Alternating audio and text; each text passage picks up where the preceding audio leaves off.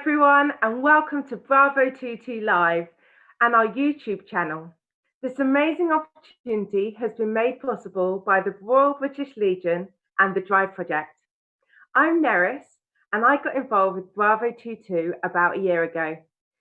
They offered some amazing art and theatre projects, which really brought out a creative side that I didn't know I had. It also created an amazing family where I felt supported to become more of myself. Bravo 22 Live is bringing brilliant artists, sharing their knowledge across a huge range of creative skill areas, chatting live to you straight into your homes.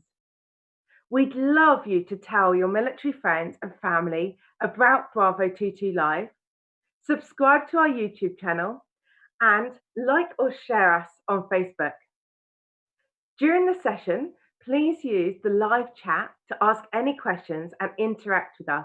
We'd love to hear from you. We'll do our best to cover all your questions as we go through the session. There's loads more to come on Bravo 22 Live over the next few weeks, both arts and theatre. And we've also got a brilliant full comedy series coming your way.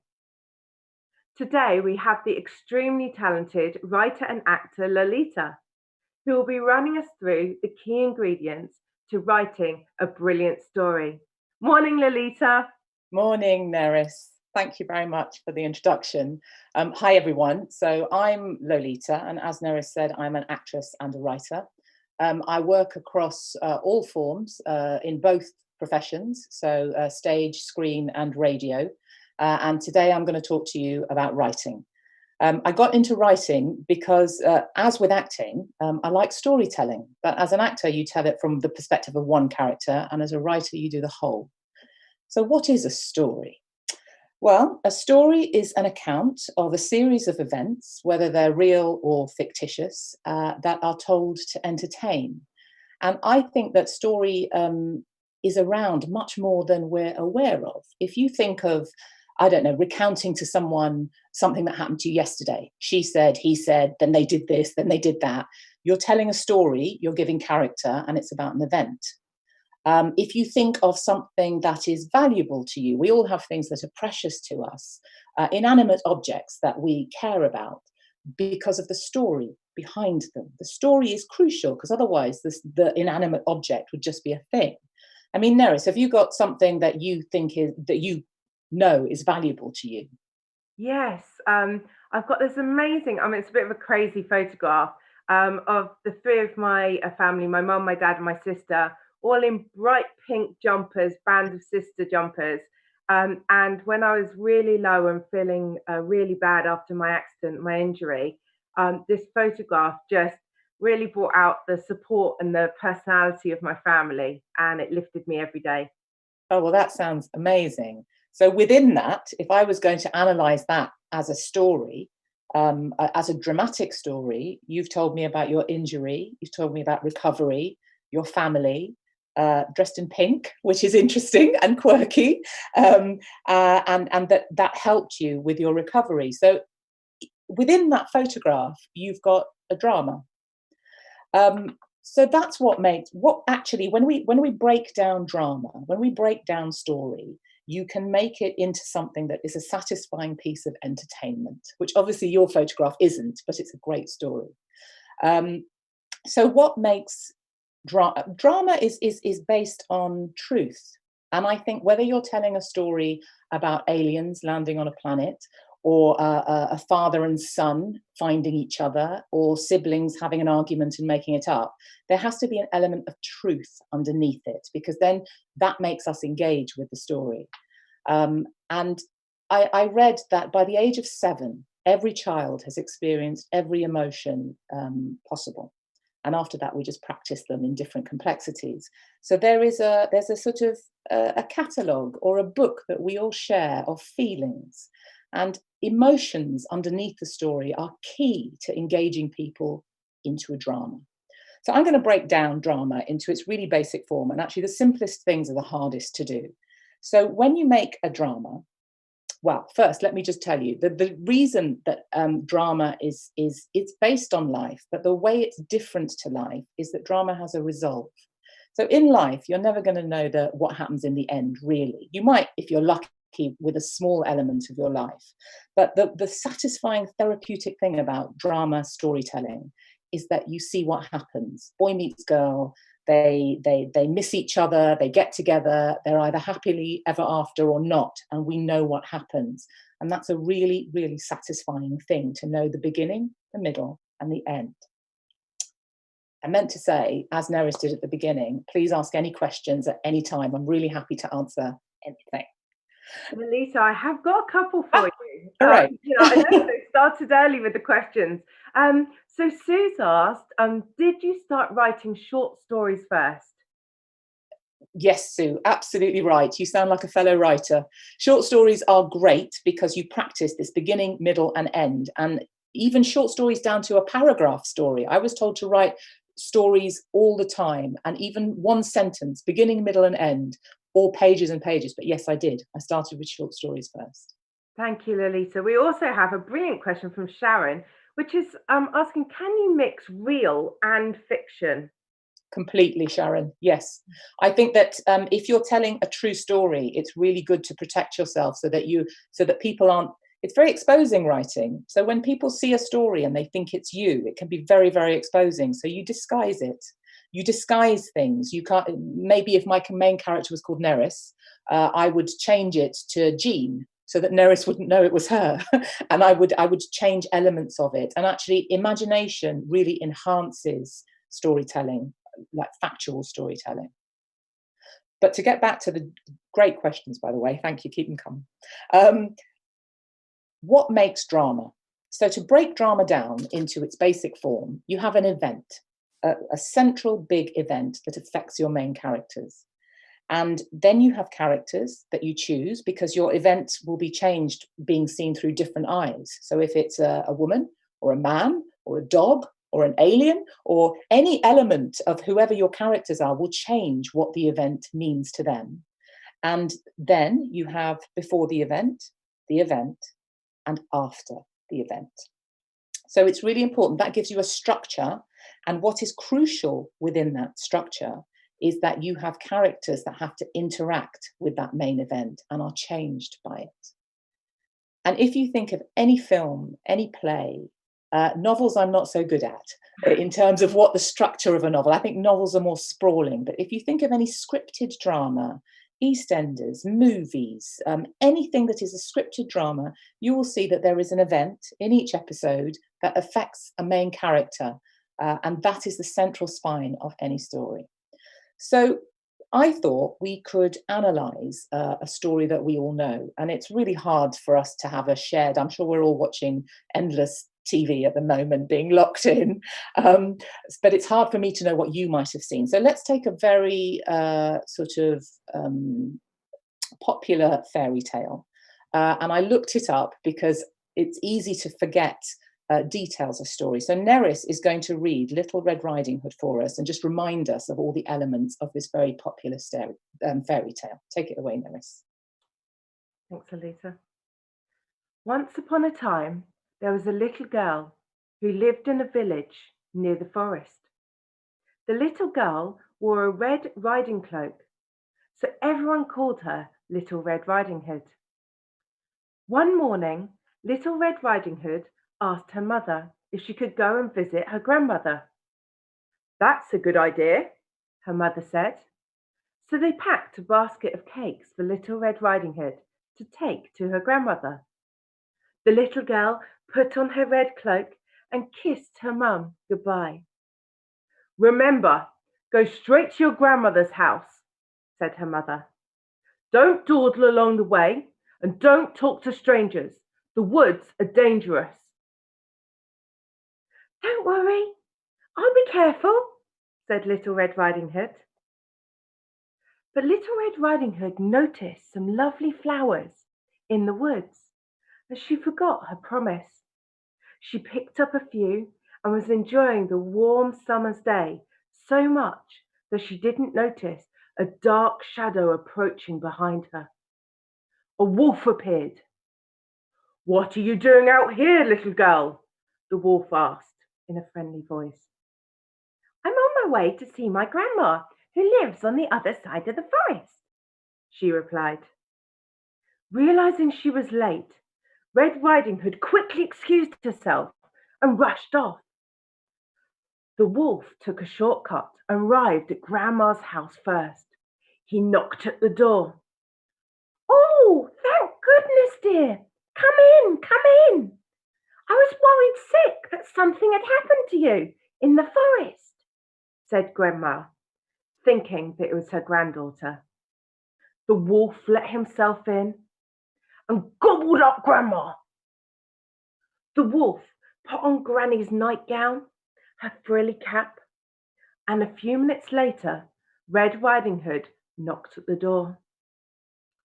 The wolf jumped into her bed and pulled the covers up over his nose. "Who is it?" he called. "It's me, Little Red Riding Hood." "Oh, how lovely! Do come in, my dear," croaked the wolf. Little Red Riding Hood could scarcely recognize her grandmother. "Grandma, what big ears you have," said Little Red Riding Hood as she edged closer to the bed.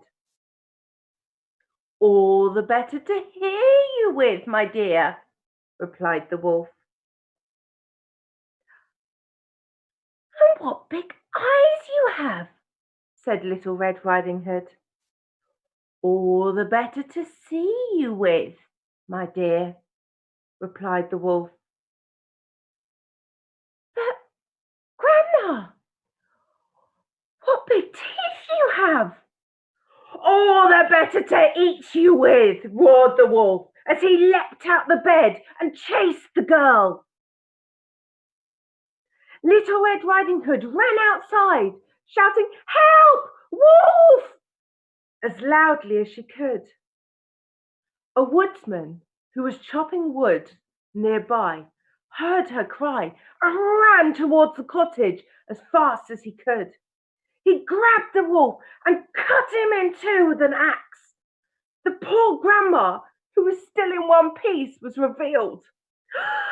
"Grandma, I'll never speak to strangers. I'll dawdle in the forest again," sobbed Little Red Riding Hood as her grandma comforted her. Beautifully read. Thank you, Nerys. Thank you very much indeed. So now we have our story. So now what we're going to look at is the 5 characters within that story. And when you're looking at character, you have to make some really important choices. There's the obvious choices of who is your lead and which story are you following, but about their characters. Who are they? What motivates them? What do they feel about each other? So we're going to make some pretty bold choices now, and I'm going to give you 2 options for each of the characters. Yes, Nerys? Do you know, I've just got some amazing questions. Oh, brilliant. And I think it would be brilliant to ask them. Graham's asked you, Lolita, do you prefer acting or do you prefer writing? Oh, that's so hard, Graham. That's so hard. I love acting because it's amazing to be part of a team, but writing is very empowering. So I think I love them both. I'm a Gemini, so I think I love a bit of everything. A little bit of everything, keeping the balance. Yeah. Thanks, Lolita. That's a brilliant answer. He also asks that he's heard the first line of a story is really important. What do you think about that? I think every line of a story is important. I think, yes, because you write the first line hoping they'll read the second one. So you do have to draw people in, but the second line adds up to the first line, if that makes sense. So yes, I think every line is important because you don't want to lose whoever's listening or reading at any point. So, Lisa, that question was actually from Ian. So I apologise, but thank you so much for your answer. We've also got a question about how do you overcome the blank page in your head or writer's block? And that's a question from Matt. Another fellow hidden writer, maybe, I think. Like it. The blank page is amazing. It's frightening, but you just have to keep thinking. You don't have to write anything till you're ready. keep thinking, keep brewing the story. And when you're ready, write. And then when you write, don't judge it. First drafts, I call them my crayon drawing, like literally like a kid, because actually you're making so many major decisions with your first draft. You mustn't judge them. And when you go back, if you judge it when you're doing it, you'll think, oh, it's terrible. But if you just leave it, keep writing, get to the end, when you read it back, you'll probably lose most of what you've written, but there'll be elements of it that you'll think, God, that's a good idea. Aren't I clever? Lolita, the questions are rolling in. Oh, wow. Sarah's asked, did you do any classes to help you with your writing? Sort of, because I've been acting for almost over like 30 years. So I deal with scripts all the time. Yeah. Oh, bless you. Good answer, Nerys. Thank you. And so I read loads of scripts all the time. So I have studied, I've read lots of books. I did a few occasional classes, but I had the luxury of studying scripts through acting. Thank you. And I'd just like to give a huge shout out to Finley, who is Dino's son, and has been watching because Little Red Riding Hood is one of his favourite stories. Oh, good choice, Finley. Good choice. Shall I get back to the characters? Yeah, let's. Great.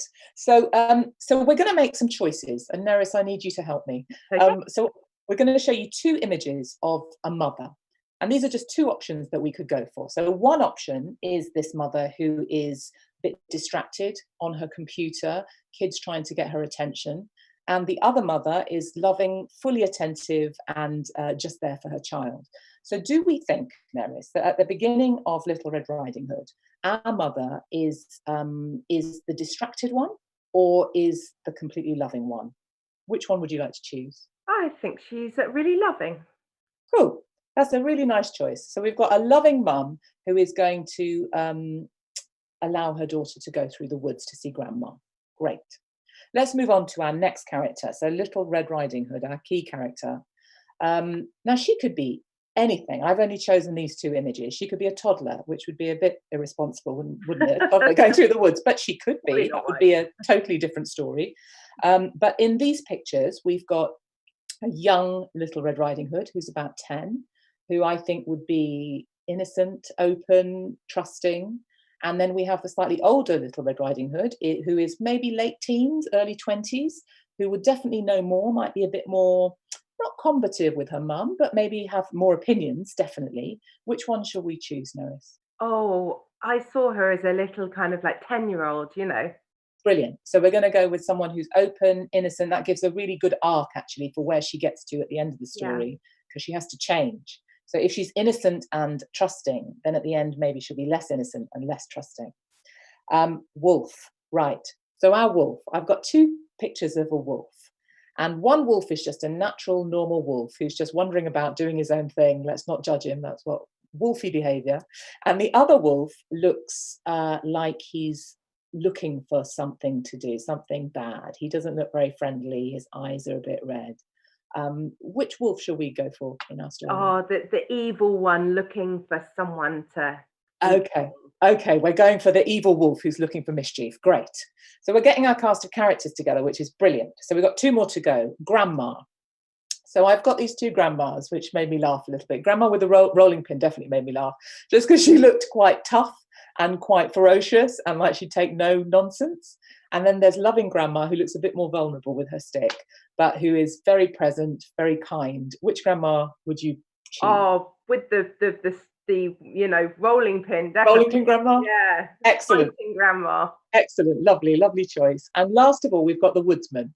So I got two very separate pictures for the woodsman. So we've got the woodsman who's just out doing his job, looks very normal. And then we've got the slightly weird, disturbing looking woodsman who would definitely make interesting story, but looks like he's got a whole story to himself. So shall we go for a sort of working woodsman or for the slightly disturbing looking woodsman? I think the normal, you know, he sounds like a have-a-go hero to me, a really normal guy. Brilliant. Lovely. So we have our cast of characters there. So now we've got our characters. What's really, really important when you're telling a dramatic story is your perspective.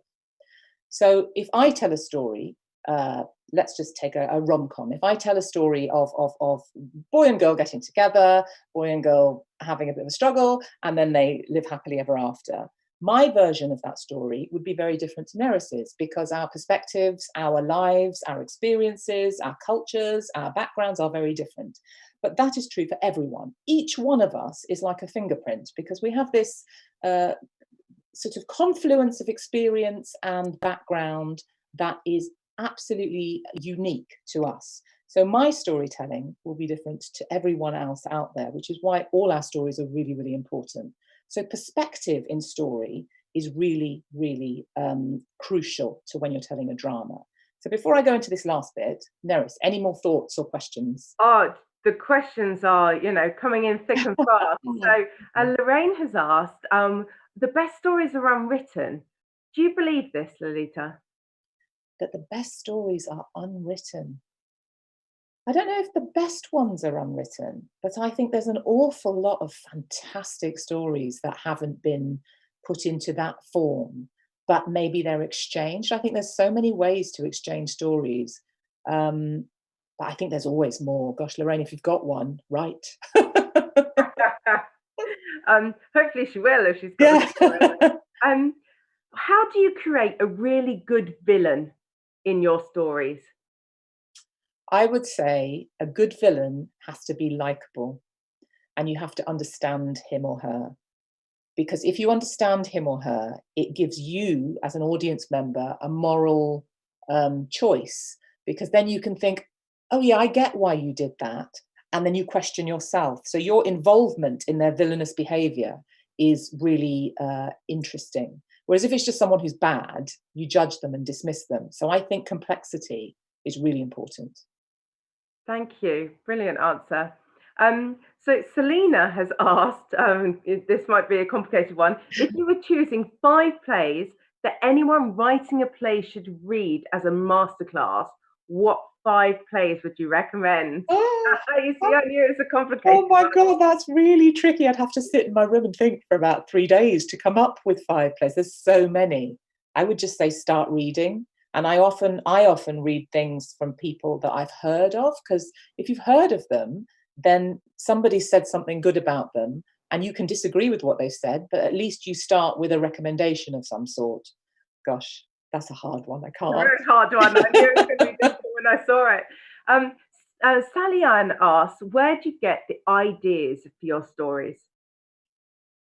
Some of them just come to me. Some of them I hear. I guess once you start writing, we all have stories that we think, gosh, that's interesting. But whether you've got the tenacity to keep looking at it and try and analyze it and work it out, that's what makes a writer, really. And so some stories stay with me. And when they stay with me, whether they're fact or fiction, I've done adaptations as well as original work. It's when they stay with me and I can't get them out of my head and I want to work out, what's that about? That's how I choose. Now, we're going to run out of time, I know, Yes. so I'll ask you one more question, which Dean has asked, and it's, if you wrote a children's story, where would you start to try and get it published? There are lots of, I would get an agent first. So an agent is your middle person to introducing you to the publishers, and they have their ear on the ground. And if you can get an agent interested and to give you some feedback, then they will have access to the publishers. But I mean, there are many ways to do it, but that is the way that I would do it. Thank you, Lolita. We do have more questions, but I think it's really important that we get through the, your amazing knowledge. So you can always answer them afterwards. Cool. Right. So we've got these 5 characters that Nerys has chosen, and we are going to look at the story from the perspective of these characters. So Nerys chose Mum, who was a nice, kind, loving mum. And in the story that Nerys read, she was just at the beginning. Now we can just get rid of that. If we wanted the story to be according to Mum, then her event that happens is that I would say it's that she gives permission to Red Riding Hood to go through the forest. Do you think that's right? That's the event for Mum? Yeah. Great. So if she gives permission and she's a loving mum, I think that she is maybe she wants her child to learn. She's a 10-year-old kid. She wants her to learn. This is quite a scary thing, but she's going to give her good advice and hope she's okay. And she's going to Grandma, which is a safe place. So before the event where she gives Red Riding Hood permission. She is, maybe she's anxious, or she's worried for her kid, that she mollycoddles her too much or something, that is in direct contrast then to her saying, yes, go, be safe, don't talk to strangers. And then we can just imagine that after Little Red Riding Hood and Grandma come back, after this horrific event has happened, that mum is terrified, but also amazed that her daughter has grown up a bit. So that would be the story according to mum. Little Red Riding Hood, we went for the 10-year-old innocent, kind Red Riding Hood. So her event is either that she meets the wolf, or that her grandma was eaten. Which one should we go for, Nerys? I think her meeting the wolf changes everything. Brilliant. So her meeting the wolf is the central event of her story. So beforehand, she leaves home and she's all optimistic and fine and open and lovely. She meets the wolf and trusts him and gives him all this information. And then she's betrayed by the wolf and she has to save herself and her grandma. So her arc is very clear and she learns. So she doesn't know to start, she learns in the end. Grandma. So we've got rolling pin grandma, who is at home. So the story for her starts at home. And I would say the event for grandma is that the wolf eats her. So grandma is waiting for her granddaughter. Maybe she's a bit grumpy, a bit fed up. Nobody pays attention to her. Nobody phones anymore. And then the wolf turns up and she thinks, oh, it's you. And she gets eaten.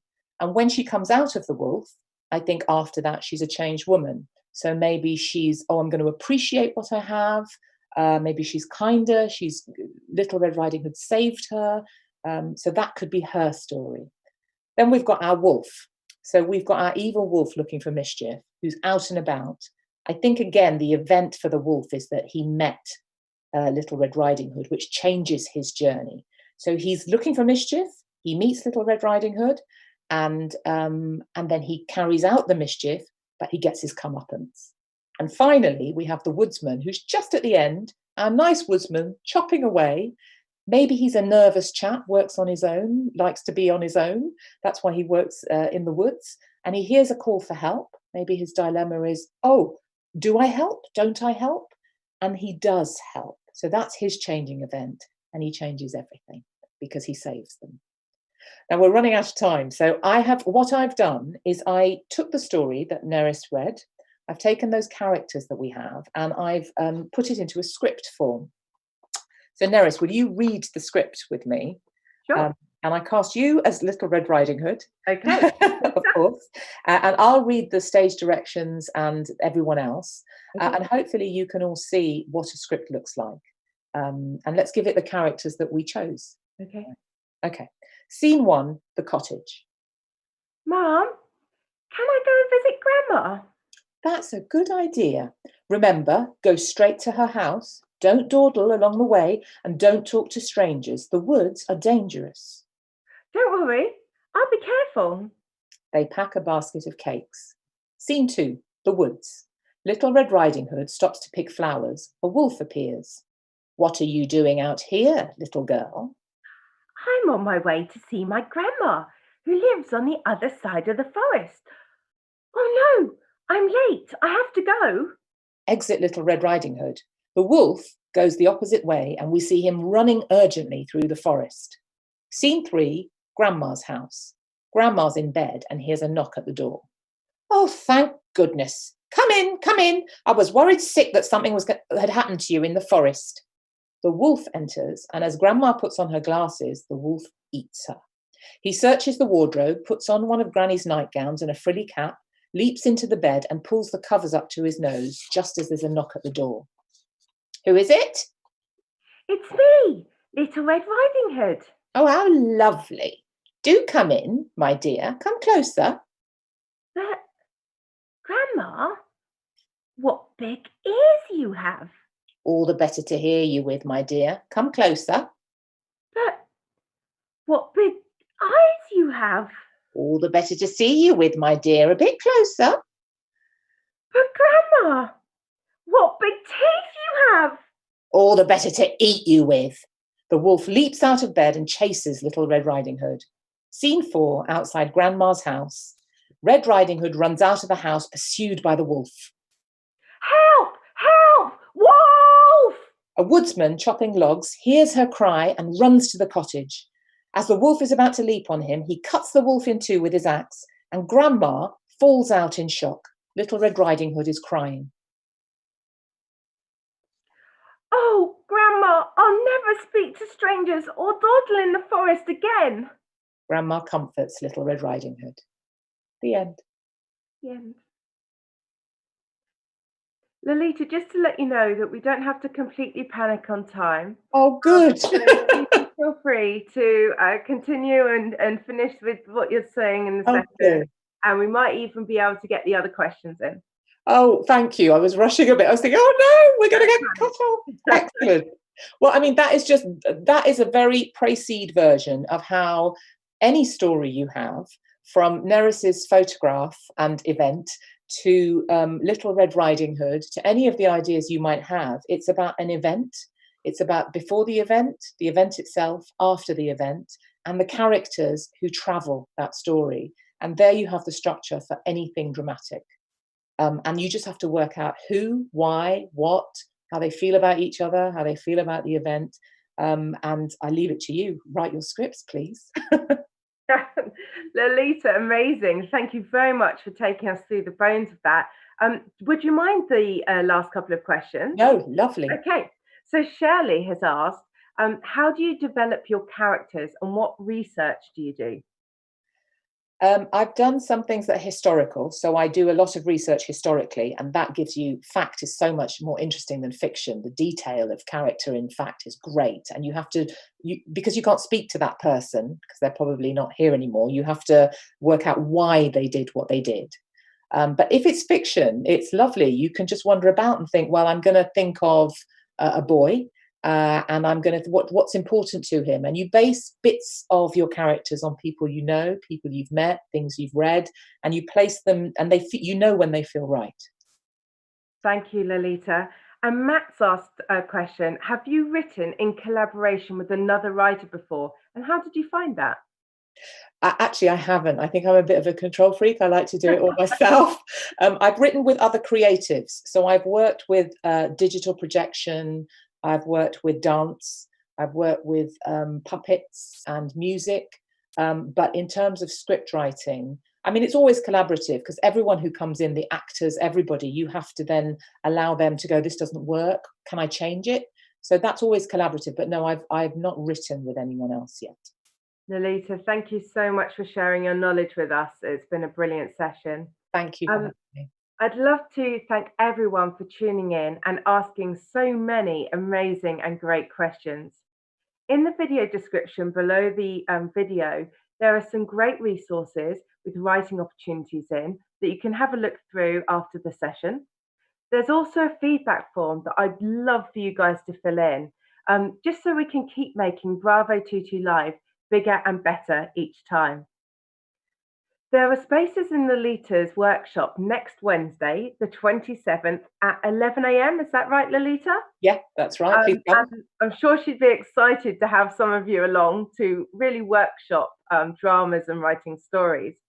If you'd like a place, again, the email address is in that resources, but it's aliceparmer@thedriveproject.co.uk. Bravo 22 Live will be back on Thursday at 11 a.m. with an arts workshop. It's run by the brilliant Al Johnson and Ian Rudge. I'd love to thank everyone for joining us on this Tuesday morning, and have an amazing, wonderful rest of your day. Bye.